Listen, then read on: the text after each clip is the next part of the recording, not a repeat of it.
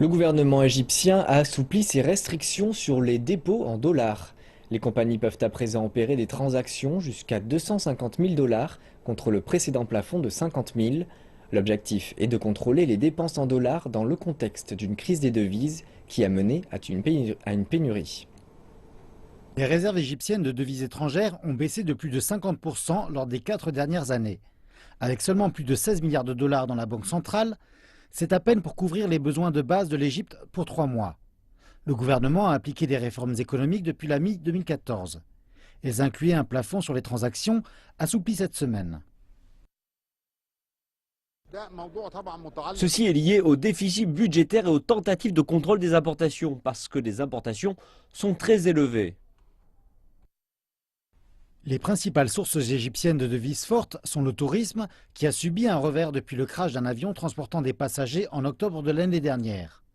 De même, les revenus du canal de Suez et les versements des expatriés ont baissé l'an dernier. Des revenus qui se sont réduits et des dépenses en hausse ont tendu le budget et forcé le gouvernement à prendre des mesures pour réduire la hausse du dollar. Les décisions de la Banque centrale sont correctes, parce qu'elles visent à améliorer les conditions économiques et aussi longtemps qu'il y aura la stabilité politique, nous ressentirons les bénéfices de ces décisions. Il n'y aura pas de dévaluation de la livre égyptienne alors que les transactions se dérouleront dans un marché libre et par conséquent l'Égypte prendra en considération l'importance de préserver la valeur de la livre égyptienne.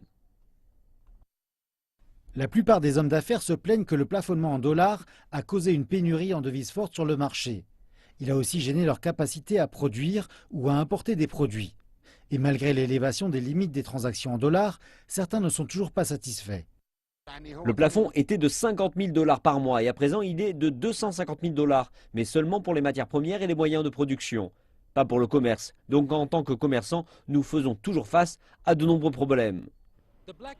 Le marché noir a brusquement monté après l'assouplissement du plafond en dollars.